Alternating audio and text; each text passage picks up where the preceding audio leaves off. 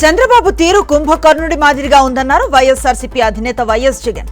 రాష్ట్రంలో కరువు danger bells మోగుతున్నా స్పందించడం లేదని మండిపడ్డారు. బీసీల బతుకులను చంద్రబాబు బుగ్గిపాలు చేశారని మండిపడ్డారు వైఎస్ఆర్సీపీ అధినేత వైఎస్ జగన్. హామీలను చెత్తపుట్టలో వేశారని, రాజకీయంగా ఎదిగే బీసీలపై తప్పుడు కేసులు పెడుతున్నారని ఫైర్ అయ్యారు. ఏపీలో రక్షణ కల్పించాల్సిన పోలీసులే అక్రమాలు చేస్తున్నారని ఫైర్ అయ్యారు వైఎస్ జగన్.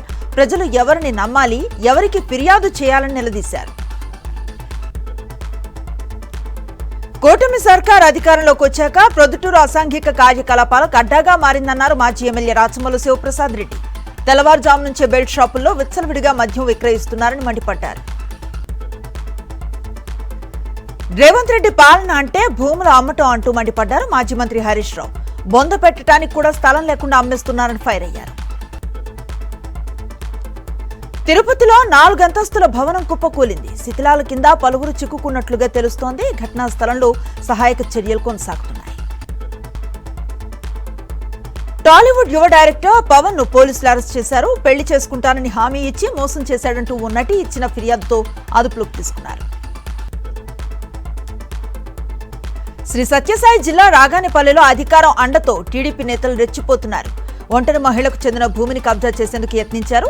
బాధితురాలు కలెక్టర్కు ఫిర్యాదు చేశారు. విజయనగరం జిల్లా సంకరి షుగర్ ఫ్యాక్టరీ వద్ద రైతులు ఆందోళన చేపట్టారు. కంపెనీ నుంచి వెలువడే విషవాయువుల వల్ల పంటలు నష్టపోతున్నామని ఆవేదన వ్యక్తం చేశారు. హైదరాబాద్ హుస్సేన్ సాగర్ లోకి దూకి సూడాన్కు చెందిన ఓ వ్యక్తి ఆత్మహత్యా యత్నానికి పాల్పడ్డాడు. వెంటనే పోలీసులు గుర్తించి తాడు సాయంతో బయటకు తీసుకొచ్చారు. వర్షాలు లేక ములుగు జిల్లాలో పంట పొలాలు ఎండిపోతున్నాయి. వరుణ్ నుండి ప్రసన్నం చేసుకునేందుకు కప్పతల్లి ఆడుతూ రైతులు ప్రత్యేక పూజలు చేశారు. నటి కృతి సనన్ నటించిన రక్షాబంధన్ యాడ్ పై వివాదం రాచుకున్న నేపథ్యంలో జ్యువెలరీ బ్రాండ్ కీలక నిర్ణయాన్ని తీసుకుంది. ఆ ప్రకటనను తొలగిస్తున్నట్లుగా వెల్లడించింది.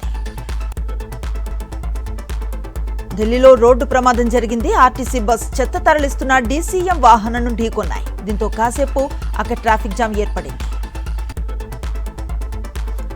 నేపాల్లో మెరుపు వరదలు బీభత్సాన్ని సృష్టించాయి. భోటేకోషి నది ఒక్కసారిగా ఉగ్రరూపం దాల్చడంతో వరద ఉధృతికి పలు ఇళ్లు, వ్యాపార సముదాయాలు, ఇతర నిర్మాణాలు కొట్టుకుపోయాయి. ప్రస్తుత పరిస్థితుల్లో అమెరికా ఇతర దేశాలను శాసించే స్థితిలో లేదన్నారు Iran parliament speaker Mohammad Bagher Ghalibaf. America చేస్తున్న హెచ్చరికలను ఏ దేశం పట్టించుకోవట్లేదని, ఈ విషయం యూఎస్ కు కూడా తెలుసని ఎద్దేవా చేశారు. ఇన్స్టాగ్రామ్ సేఫ్టీ టూల్స్ కు సంబంధించి సంచలన విషయాలు వెలుగులోకి వచ్చాయి. టీనేజర్ల భద్రతా ఫీచర్స్ ను ఎంతమంది వినియోగిస్తున్నారనే వాస్తవాన్ని వెల్లగించకుండా వాటిని ప్రచారం చేశామని ఇన్స్టాగ్రామ్ హెడ్ అడమ్ మెస్సరీ న్యాయస్థానంలో అంగీకరించారు. పాక్ రాజధాని ఇస్లామాబాద్ లో ఘోర విషాదం నెలకొంది. ప్రభుత్వ ఆసుపత్రిలో జరిగిన అగ్ని ప్రమాదంలో 15 మంది నవజాత శిశువులు మృత్యువాత పడ్డారు.